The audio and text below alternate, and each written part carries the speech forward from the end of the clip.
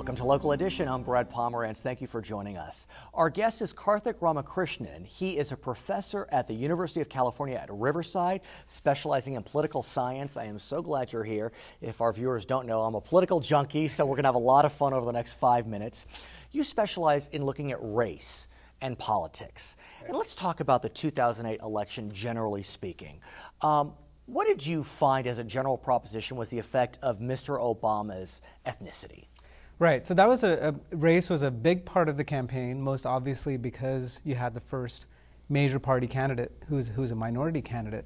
And there was a lot of concern about the so-called Bradley effect. Basically what the Bradley effect means is that you have a lot of people who say that they'll vote for the black candidate, but when they get into the voting booth, they change their mind. And that's based upon L.A. Mayor Tom Bradley, who in 1982 ran for governor, was 10 points ahead on Election Day, and lost. Right. Right. So that was a big concern this time around because Obama had a pretty big lead in October and in early November going into the election. And a lot of people were concerned that these polls were not really accurate because if you actually come to Election Day, they thought that the race would be much closer. But it wasn't. But it wasn't. What's interesting is that in 2006, a black candidate in Tennessee, Harold Ford, he lost, but within the margin of what the polls would say. Right. And Barack Obama won within the margin of what the polls would say. Right. So do you think that Bradley effect is dead? I would say it's probably partially dead. Okay.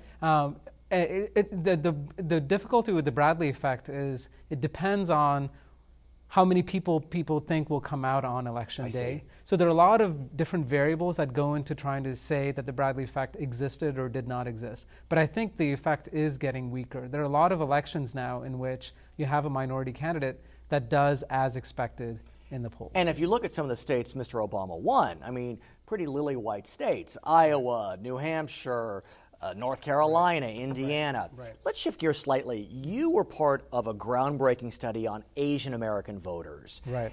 Talk to us about that. Sure.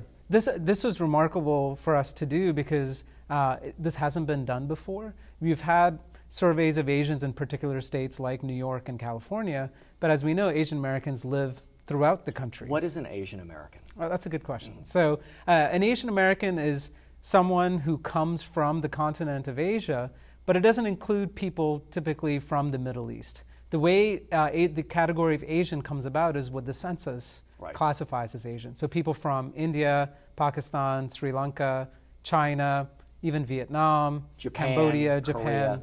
Everything in Asia outside of Russia and the Middle East. So what did you find with regard to Asian voters in 2008? What we found was that Asian Americans are getting more and more democratic over time. So in our survey, we found that most Asian groups intended, this is a survey that was done before the election, most of them intended to vote for Obama over McCain. And they did. And they did. The only exception was for Vietnamese Americans. And this is something that traditionally has been true because they have a very strong anti-communist stance. And they think of the Republican Party as much stronger on foreign policy and anti-communism than the Democratic It's like the Party. Cuban voters. Most Latinos voted for Mr. Obama, yet Cuban voters, although by smaller margins, I believe wound up going for Mr. McCain. Right. It's very similar to the Cuban American Talk vote. to me about why you perceive through the polling that Asian Americans are becoming more democratic.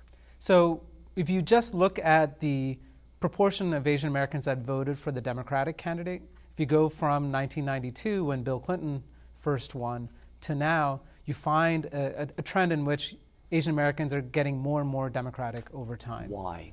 That's a good question. So the theories are that one, you have the Clinton effect. So a lot of Asian Americans became citizens during the Clinton administration. It was a time of prosperity. Let's continue the conversation at another time, okay? Okay. For Charter's Local Edition, I'm Brad Pomerantz.